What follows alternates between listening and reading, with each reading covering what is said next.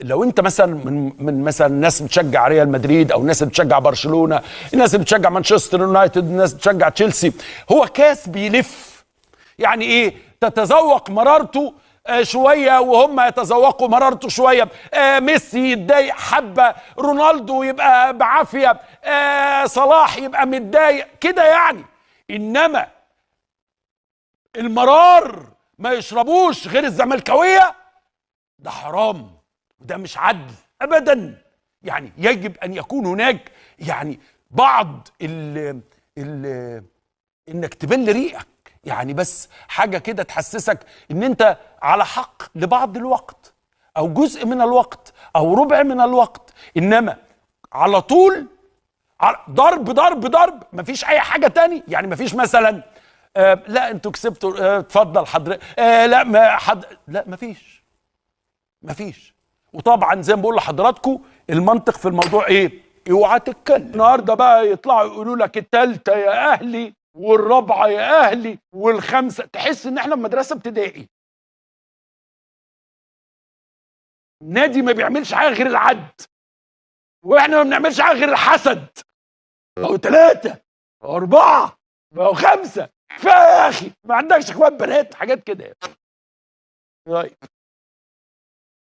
مش قادر اطلع فاصل. ما عندكمش مذيع غيري؟ يعني انا حظي ان انا اللي ابقى موجود وقت ما الماتش يخلص، وانا ابقى موجود لما الماتش يبتدي، وانا ابقى موجود لما يخلصوا، وانا يعني ما عندكمش مذيعين في البلد دي غيري. شوفوا حد تاني، لانه قلبي انا مركب دعامه، قلبي مستحملش الكلام ده كله. انما طب اقول لكم حاجه بصراحه، خلاص انا يعني عارف تزعل مره بعد كده ما بتبقاش زي كل مره. خلاص زيزو تعبان وزهقان، بقيه اللعيبه عاديه واقل من عاديه. ليه؟ لان انت اللعيبه عندك غير العاديه، بعتها ومشيتها، ولا انضاي باي باي نزل. كل ده لا يساوي شيء، كل هذا الزحام لا احد.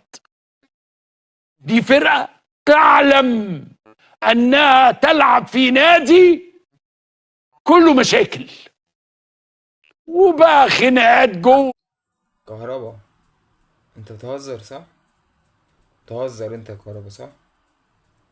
ايه الفرص اللي حضرتك بتضيعها دي؟ ايه ده؟ طب انا غضبان على موديستو وعايز امشيه، صح؟ عشان ايه؟ عشان ما بيحرسش، ما بيسجلش، بيضيع فرص.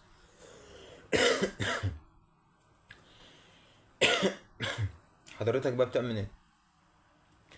بجد والله. مش عارف سيرتك كهربت الجو كده ليه. حضرتك بقى بتعمل ايه يا كهربا؟ ايه الفرص اللي بتضيع دي يا كهربا؟ ليه مش مركز يعني؟ ليه مش مركز حضرتك يعني بعد اذنك؟ ليه انت مش مركز؟ ليه كم الفرص دي ضاع منك؟ طيب وسام فين بقى؟ فين وسام؟ اين وسام؟ فين هو؟ مش عارف.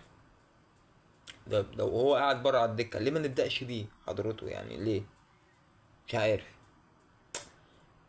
في حاجات غريبه بتحصل يعني انا مش شايف الاهلي، احنا اهم حاجه ان نكسب، خلي بالك يعني الفتره الجايه دي اهم حاجه فيها ان احنا نكسب بس، مش اكتر من كده. احنا عايزين نكسب بس، لا اداء ولا نيله، بس احنا بالوضع ده مش هنكسب اصلا. بكم الفرص اللي بتضيع دي مش هنكسب اصلا. بنكش الفراخ اللي بيحصل في الملعب ده مش هنكسب اصلا.